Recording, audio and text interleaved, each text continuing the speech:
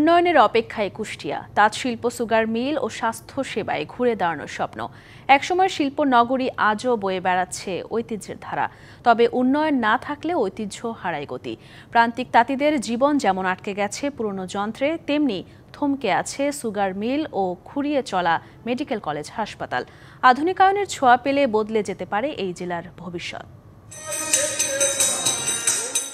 কুষ্টিয়ার ছেউরিয়ায় অবস্থিত লালন শাহের মাজার বাংলার ভাববাদী গানের পুরোধা এই সাধকের স্মৃতি বিজড়িত এই স্থান শুধু একটি ধর্মীয় তীর্থ নয়, বরং মানবতাবাদের এক চিরন্তন বার্তা।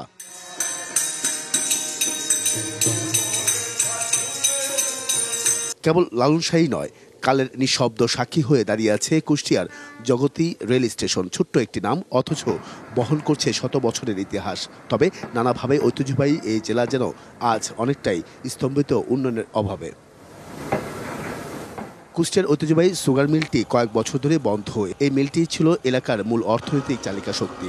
হাজার হাজার মানুষ এর উপর নির্ভরশীল ছিল। এখন আর্থিক সংকটের পাশাপাশি জীবনযাপন অনিশ্চয়তার কারখানার শ্রমিকদের। কুষ্টিয়া সুগার মিল থেকে কোনো একটি নাট, কোনো একটি পার্টস অন্য কোনো সুগার মিলে যাবে না। হাজারো মানুষের প্রাণের দাবি দ্রুত চালু করে আমাদের সেই ঐতিহ্য ফিরিয়ে দেন। কেবল শ্রমিক নয়, সুগার মিলটি বন্ধ থাকায় বিপাকে কর্মকর্তারাও, টিকে থাকতে পারছেন না ছোট ব্যবসায়ীরাও।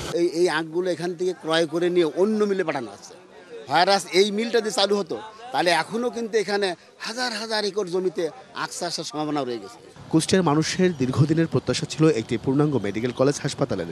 এক যুগ আগে নির্মাণ কাজ শুরু হলেও সম্পূর্ণরূপে চালু হয়নি হাসপাতালের বিভিন্ন সেবা। হাসপাতালটিতে 500 বেডের মধ্যে প্রস্তুত হয়েছে মাত্র 90টি বেড, আর 100 কোটি টাকা যন্ত্র পড়ে আছে বাক্সবন্দী হয়ে। ফলে রোগীদের কোনো ধরনের পরীক্ষা নিরীক্ষা করার সুযোগ নেই হাসপাতালটিতে। একটা অ্যাপারেটাসের জন্য যে মেডিকেল কলেজ পূর্ণাঙ্গভাবে চালু হবে না, এটা কিন্তু হইতে পারে না। একসময় দেশের ঐতিহ্যবাহী তাঁত শিল্পের অন্যতম প্রাণকেন্দ্র ছিল কুষ্টিয়ার কুমারখালী। তবে সময়ের সাথে সাথেই সেই শিল্পে এসেছে ভাটা। এখন সব ডিজিটাল পদ্ধতিতে তারা সেবা পাচ্ছে, ট্রেনিং সেন্টারও হয়ে যাচ্ছে। আধুনিক প্রযুক্তির অভাব আর বাজারজাতকরণ সংকটের কারণে প্রান্তিক তাঁতিরা আজ বিপাকে। সুতা, রং, এগুলা দ্রব্যাদি যে ঊর্ধ্বগতি আছে এটাকে নিয়ন্ত্রণ করতে হবে। দ্রুত সময়ে সব ধরনের নাগরিক সেবা পাবে, এমনটাই জানান জেলা প্রশাসক। সুগার মিলকে পূর্ণাঙ্গভাবে স্টাবলিশড করার এবং রান করানোর জন্য সরকার এভাবে প্ল্যান করেছে। যদি সবগুলো একসাথে টার্গেট করা হয় তাহলে কোনোটি হবে না। এমন পরিকল্পনা থেকে আমাদের কুষ্টিয়া আপাতত বন্ধ আছে। মেডিকেল কলেজটি একটি প্রজেক্টের মাধ্যমে হয়েছে। তো প্রজেক্টের কিছু কার্যক্রম থাকে যে প্রজেক্ট শেষ হওয়ার পরে তাদের লোকবল নিয়োগ থেকে শুরু করে প্রতিটি কার্যক্রমে কিন্তু সময় লাগে। আধুনিকতার ছোঁয়া পেলে ঘুরে দাঁড়াবে এই শিল্প। এতে করে প্রান্তিক তাঁত শ্রমিকদের যেমন ভাগ্যের চাকা খুলবে, তেমনি অর্থনৈতিকভাবে এগিয়ে যাবে পুরো কুষ্টিয়া জেলা।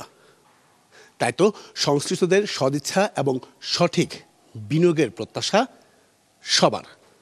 Ariful Islam, DBC news, Kumarkhali, Kushtia.